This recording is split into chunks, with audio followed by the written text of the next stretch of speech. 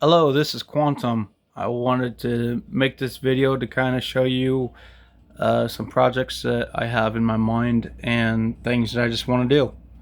So, what I'm showing is this 10.1 inch screen that I got the program through the Arduino IDE with the assistance of ChatGPT.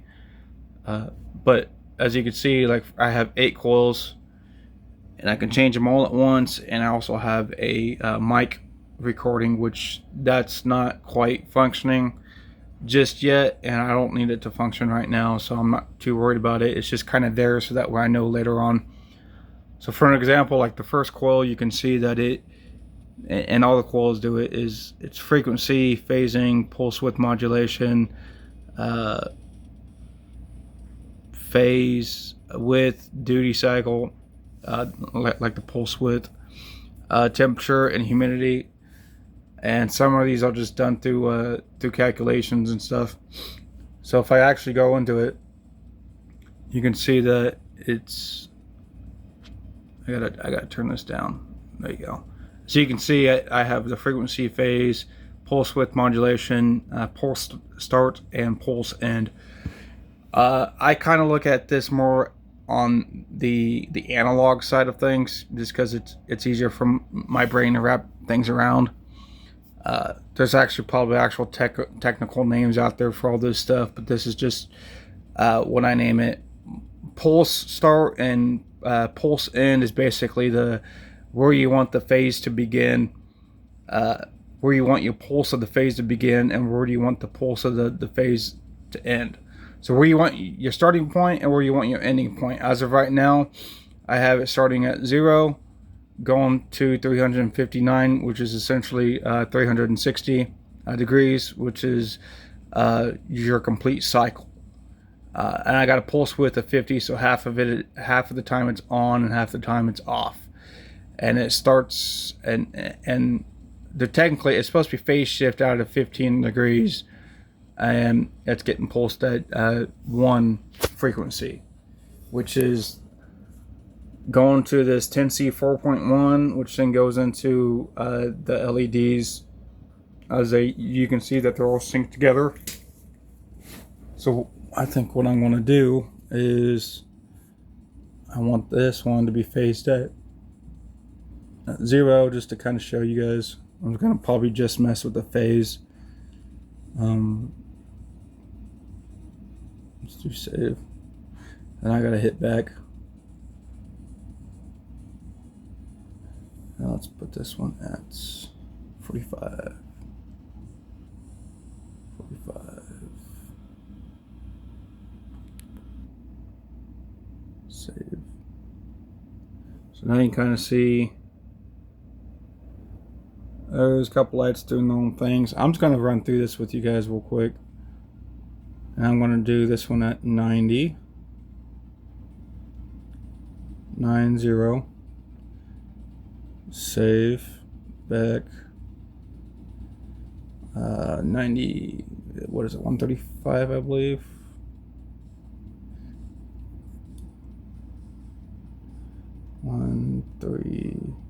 Oops. Save. What did I just do? 180. This is going to be 180.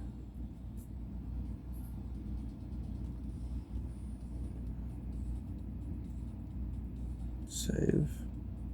Back.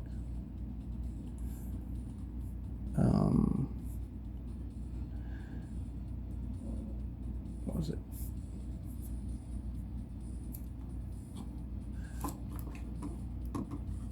I think it is.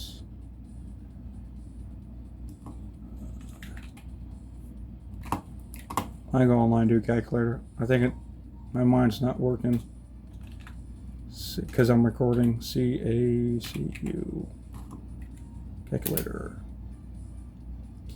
So 180 plus, oops, 80 plus 5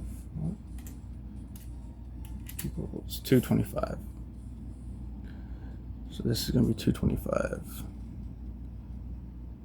225. Save. Back. 225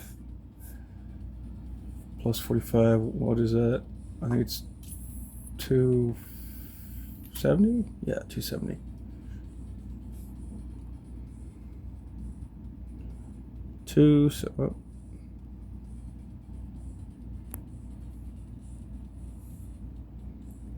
Back to 270.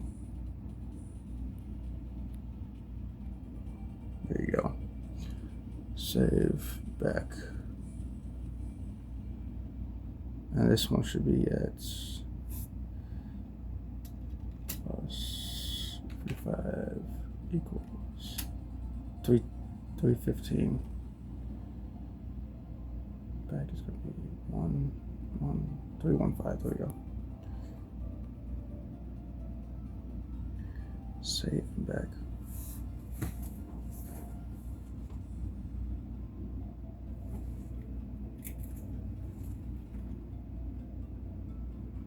Oh, I messed that up.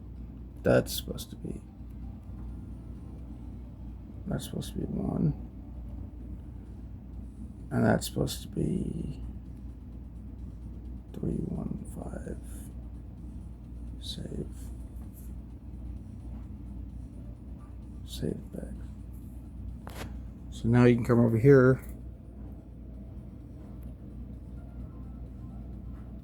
I can do this. This one. That was too bright. You can kind of see they're all kind of just walking down the aisle, essentially. But that's pretty much, I mean, you could also go in and mess around on it and mess with the other settings. You know, maybe you don't want it on 0 to 359. You know, you could do it from like, let's do it from 0 to 10. 10 degrees, obviously, out of 360. So I'm gonna hit save. See that one just blip. Yeah, that one right there. This one. It's kind of hard to see it, but that's what it does. It blips, so it does. But it stays within that cycle. So I think it's pretty cool. So if you want something like a knife switch, shutting something on and off, you could do it like that. Something fast, something quick, so that way it discharges it as fast as it can with a powerful punch, essentially. So that's kind of what I got going on. This is a CrowPanel 10.1 for display. It has the advanced HDMI, which most likely I'm not using. It does have microphone and speakers on it. It's pretty much a tablet that you can program inside the Arduino IDE. I'm using the 2.3.6 version. And this right here is the Teensy 4.1, which again you can also program in the Arduino IDE, which helps out. And communicating between these two is phenomenal.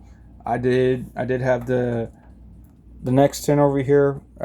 It's the touchscreen's not as great. I mean, it does its job, does a fairly good job, but it's hard to get to communicate with the next 10, not the next 10, but with the Teensy. And I had to have the Arduino Mega in between the two, so that way they could communicate, and it would kind of clean it up, so it would. But I think this is pretty cool. So it is. I'm able to sit there and control the outputs as much as I can think of. And yeah, that's pretty much it. There you go.